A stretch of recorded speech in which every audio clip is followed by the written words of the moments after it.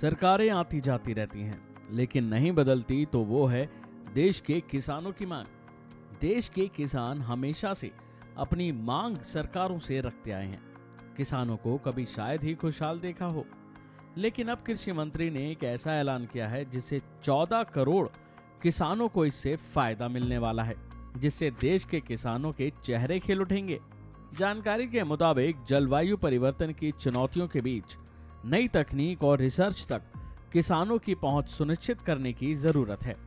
इसको लेकर केंद्रीय कृषि मंत्री नरेंद्र सिंह तोमर ने भारतीय कृषि अनुसंधान परिषद यानी ICAR की 94वें सालाना आम बैठक में इस पर बयान दिया है। उन्होंने अपने बयान में कहा है कि कृषि इंडियन इकोनॉमी की रीढ़ है। इस क्षेत्र पर ज्यादा से ज्यादा जोर दिया जाए, जिससे कि इसका और तेजी से विकास हो सके। अपने बयान में केंद्रीय कृषि मंत्री नरेंद्र सिंह तोमर ने कहा है कि जलवायु परिवर्तन जैसी चुनौतियां आज हमारे सामने हैं। प्राकृतिक आपदाओं से किसानों की खड़ी फसल को होने वाले नुकसान की चुनौती का भी हम सामना कर रहे हैं। अब इस बदलते भारत में हमें नई तकनीक और शोध को लेकर सभी किसानों तक पहुंचना है। एक आधिकारिक बयान के मुताबिक उन्होंने कृषि क्षेत्र को बढ़ावा देने में ICAR के वैज्ञानिकों के योगदान की तारीफ की और इसके साथ ही ये भी कहा कि 2047 तक नया भारत बनाने के लिए और ज्यादा शोध प्रयासों की जरूरत है, जिससे ज्यादा से ज्यादा किसानों तक पहुंचा जा सके। बताया जा रहा है कि दूसरी तरफ कृषि मंत्रालय की तरफ से ये भी बयान है कि ड्रैगन फ्रूट, आम, सब्जियों और फलों के लिए बेंगलुरु, जयपुर और गोवा में 3 उत्कृष्टता केंद्र यानी COI स्थापित किए जाएंगे।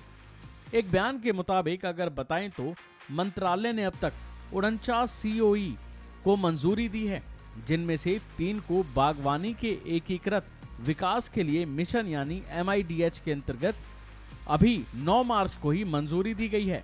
तो वहीं कमलकम यानी ड्रैगन फ्रूट के लिए एक COI भारतीय बागवानी अनुसंधान संस्थान यानी IIHR द्वारा कर्नाटक के बेंगलुरु स्थित हीरेहल्ली परीक्षण केंद्र में स्थापित किया जाएगा। आम और सब्जियों के लिए दूसरा COI भारत इजराइल कार्य योजना के तहत ओडिशा के जाजपुर जिला में स्थापित किया जाएगा।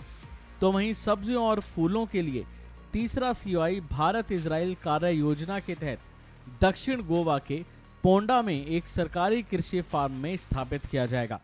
जाहिर है कि इन सभी प्रयासों से करोड़ों किसानों को लाभ पहुंचेगा।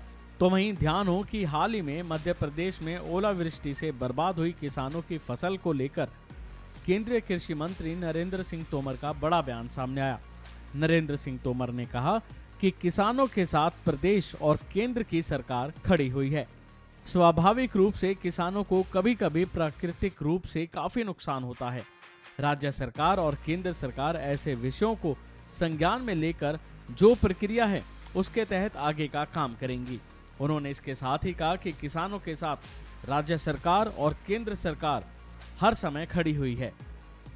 अभी के लिए फिलहाल इतना ही। खबरों में बने रहने के लिए देखते रहिए वन इंडिया हिंदी।